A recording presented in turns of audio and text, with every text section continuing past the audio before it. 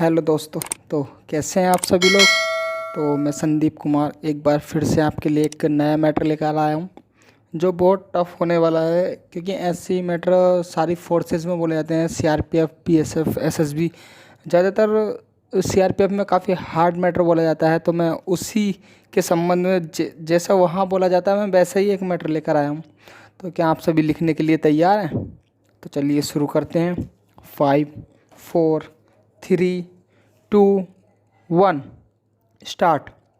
विश्व में शासन की कई प्रणालियाँ विद्यमान हैं।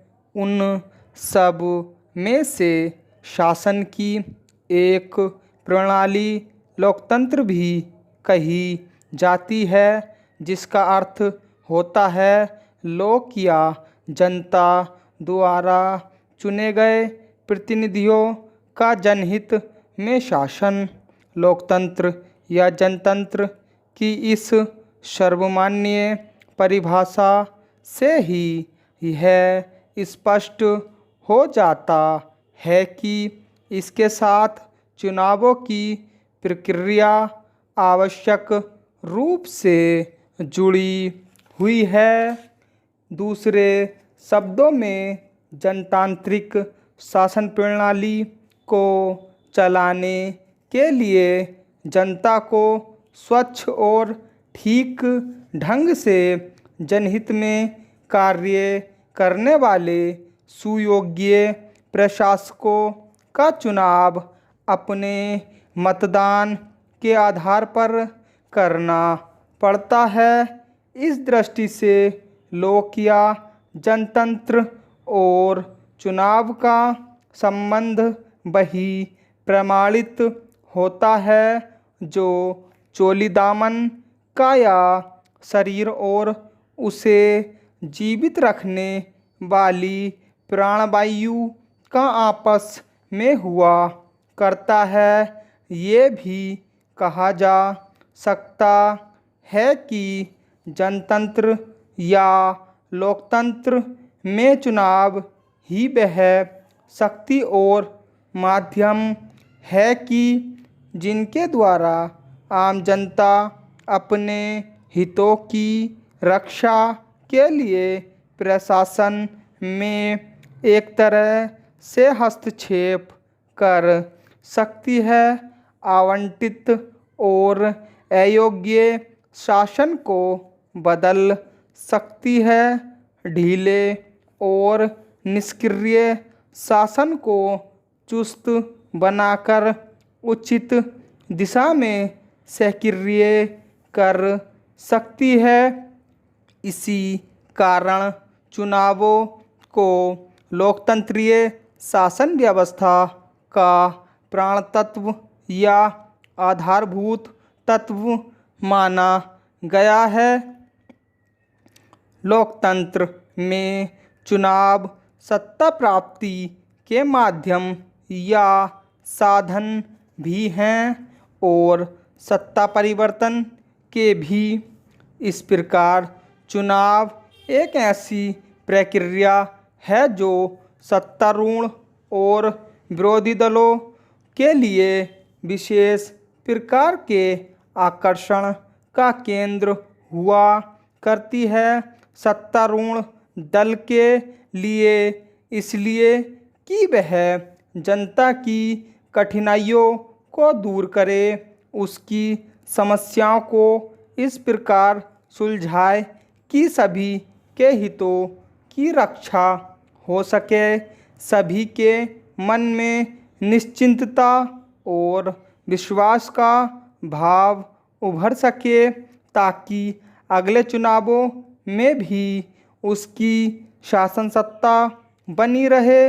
विरोधी दलों के लिए इसलिए भी वे सत्तारूढ़ दलों की कमजोरियों और बुराइयों को इस सीमा तक ला सकें कि अगले चुनावों में वह स्वयं सत्तारूढ़ होकर जनता की सुख सुविधा और सुरक्षा के कार्य अपनी मान्यताओं तथा नीतियों के अनुरूप कर सकें।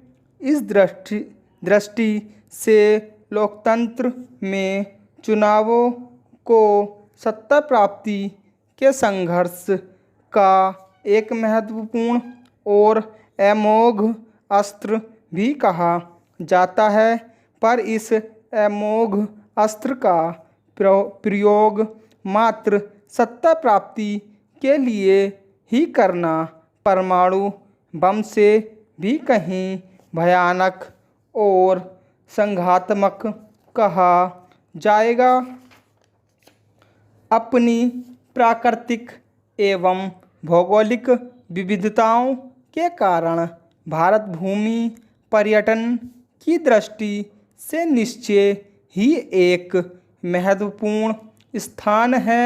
कहीं ऊंचे ऊंचे हरित पर्वतों की श्रृंखलाएं और कहीं नंगे पहाड़, कहीं बर्फानी उन्नत चोटियां, कहीं दूर दूर तक फैले हरे भरे मैदान, कहीं लंबे चौड़े रेगिस्तान, कहीं अमाप नदियाँ और समुद्र, उनके तटों पर बने भव्य ऐतिहासिक नगर किले, बड़े बड़े तीर्थस्थल, ऐतिहासिक खंडहर और भव्य भवन।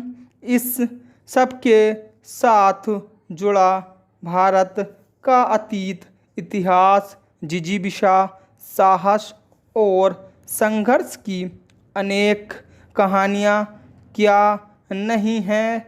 यहाँ की जो पर्यटकों को आकर्षित करने के लिए आवश्यक हुआ करता है, हिमालय की पर्वत श्रृंखला और उसमें बसी फूलों की घाटी, कश्मीर का प्राकृतिक सौंदर्य, प्रकृति की रानी मसूरी, शिमला की प्राकृतिक भव्यता, अल्मोड़ा, नैनीताल, कुल्लू मनाली का स्वास्थ्यप्रद वातावरण, बड़ी बड़ी झीलें, सरोवर और आर पार फैली हरी भरी वृक्षावलियाँ, सभी कुछ तो अपने आप में भव्य और आकर्षक हैं।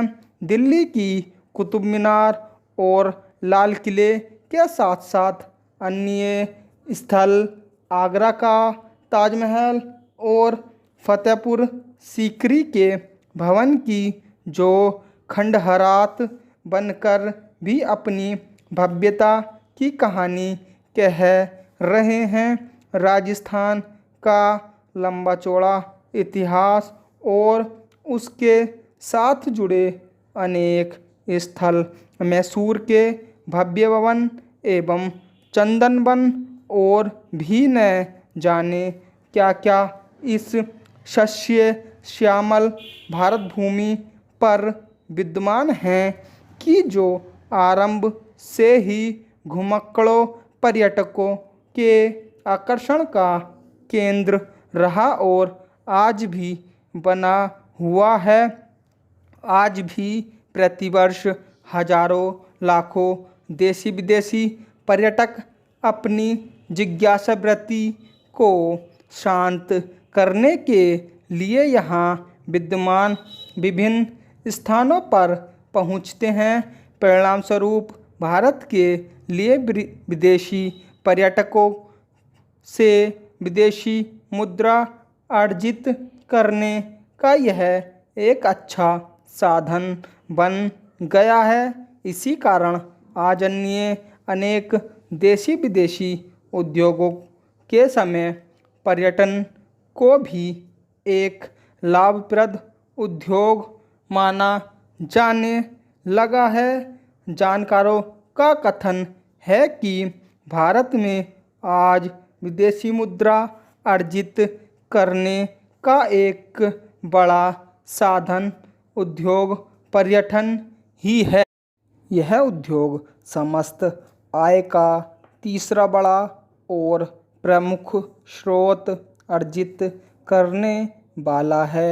यह विदेशी मुद्रा प्रमुखतः प्रतिवर्ष यहाँ आने वाले विदेशी पर्यटकों से ही प्राप्त होती है।